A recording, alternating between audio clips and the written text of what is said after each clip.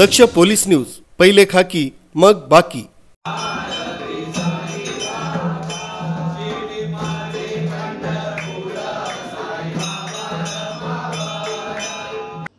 साई सेवक सौ सुनंदा शंकर सावंत यांच्या प्रेरणेतून शामनगर जोगेश्वरी ते श्री क्षेत्र शिर्डी साई स्फूर्ती ज्योतचं आयोजन इगतपुरी इथल्या घाटनदेवी इथं आगमन होताच श्री साई सहाय्य समितीतर्फे त्यांचं स्वागत करण्यात आलं।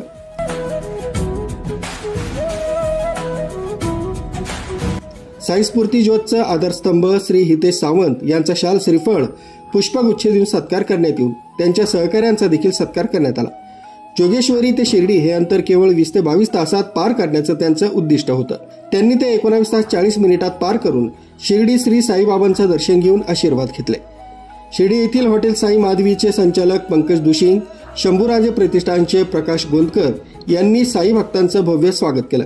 या प्रसंगी आयोजक हितेश सावंत यांनी आपलं मनोगत व्यक्त केलं। ओम साईराम।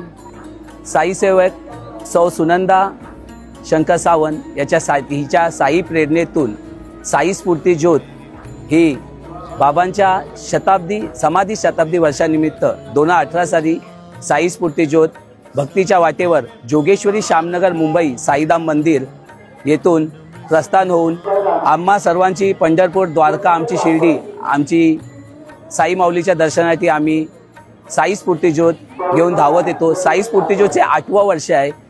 साई स्फूर्ती ज्योतने जोगेश्वरी शामनगर ते श्री क्षेत्र शिर्डी हे अंतर 20 तासात धावत पूर्ण केलेलं आहे। साई स्फूर्ती ज्योतमध्ये 14 खेळाडू आणि 50 साई सेवक असा 65 जणांचा हा साई स्फूर्ती ज्योत साई परिवार आहे। साई संस्थानाने जे दर्शन करून दिलेलं आहे त्यासाठी साई स्फूर्ती ज्योत साई परिवार आपले शतशः ऋणी आहे। असेच हेच प्रेम हाच विश्वास साई स्फूर्ती ज्योत सोबत अखंड राहावा ही साईंच्या चरणी मी प्रार्थना करतो आणि मी साई संस्थानाचे मी लाख लाख लाख धन्यवाद मानतो। ओम साईराम।